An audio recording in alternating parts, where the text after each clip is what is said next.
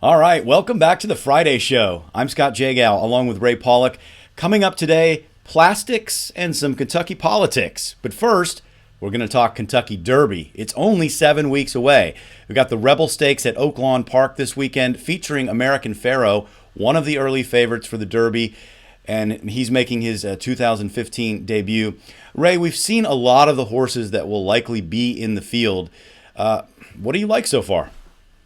I like what I saw on Saturday last week when Carpe Diem made his 2015 return with a really impressive win in the Tampa Bay Derby. He was a Grade 1 winner last year as a 2-year-old, finished second in the Breeders' Cup Juvenile, and right now he's at the top of the list for me. He looks like the real deal, but I've jumped all in on Pletcher horses heading into the Derby before and been burned several times, so I'm a little skittish.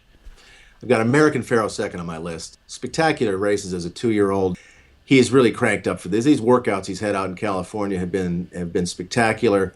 Bob Baffert has won the Rebel for the last 5 years, and I just think this horse he's going to lay all over the field on Saturday. It certainly does look that way, and I think right after the race they're just going to rename it the Bob Baffert Stakes. All right, my third horse right now is Prospect Park, finished second in the San Felipe to Dortmund.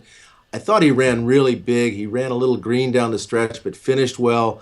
Kent DeSormo, the jockey, jumped off of him and said, "They won the battle, but we'll win the war." And he's talking about the bigger races down the road. Kent also rides Texas Red, the juvenile winner last year. He was injured. He's coming back to Santa Anita now. He's supposed to work on Saturday, and they are still pointing for the Santa Anita Derby. But I'm wondering if Kent has already decided that Prospect Park is his Derby horse. Perhaps. I'm going to give you three different horses, and they're not necessarily in my top three, but they're three that intrigue me. One of them is Bolo, the third-place finisher of the San Felipe. That was his first race on dirt, and he made the transition nicely from very impressive wins on the grass, and he finished third in that race, not fully cranked up. I'm interested to see him stretch out. Well, I am too, but I'll tell you what, if he wins the Kentucky Derby, I'll wear a bolo tie to the Preakness. All right, fair enough. I'm going to make you remember that one. Another horse you can't help but like is El Kebir. He kind of reminds me of Samrat, who came out of New York last year and finished fifth in the Derby. He's tough as nails. He shows up every race. He's very versatile. He's shown he can be on the front or he can come from way behind, as he did in his last victory, the Gotham. He has the qualities I like in a Derby horse. I like El Kebir too, but if you like him, you really have to like Far From Over, who beat him the time before in the Withers after a bad start and came flying late to win it. So we'll see. That's another Pletcher horse, though, so you probably throw him out. Yeah, I'm going to toss that race. I also like International Star. I just like the way he's closed in his two victories, the last two races.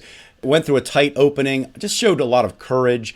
If you think about the last two Derbies, we have had a couple horses come out of Louisiana and hit the board. So International Star could be that kind of horse. He'll be headed next to the Louisiana Derby. There are a lot of prep races still to be run, a lot of points on the table, so we'll be catching up again on this soon. I just want to say one word to you.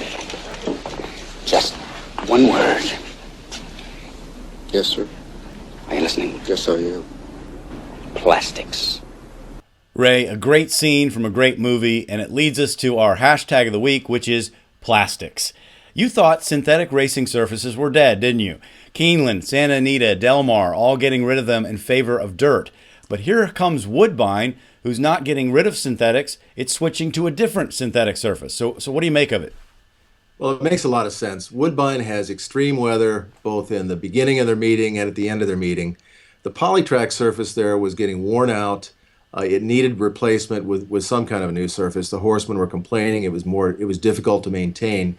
Tapeta made the most sense. It's in at Golden Gate Fields in California, Presque Downs in Pennsylvania. It's a very, very safe surface. In fact, I think this is a surface that the New York Racing Association should consider putting in an aqueduct on the inner track instead of that regular dirt course that's had so much trouble over the last few years. That is a solution that does seem to make sense when you consider what the problem has been the last two winters at Aqueduct, which is catastrophic injuries and fatalities. You can argue about a lot of different things, synthetic versus dirt, but when it comes to catastrophic injuries, that's where the data has proven that they are safer. So it does make some sense that New York might go in that direction. Ray, we got an email this week asking about Equi Lottery, the game designed by our good friend Brad Cummings, where the outcome of a horse race is the basis for a winning lottery ticket. I remember it was moving through the Kentucky legislature, but what happened? Well, there was a bill that would permit the commingling of money from lotteries into pari-mutuel pools that passed the Senate very quickly, but it stalled in the House as the legislative season came to an end. You have to get the approval of the Speaker of the House to get a vote. Greg Stumbo is the Speaker. He's a Democrat. He's very unhappy right now because of a $100,000 donation to a political action committee made by Churchill Downs last year.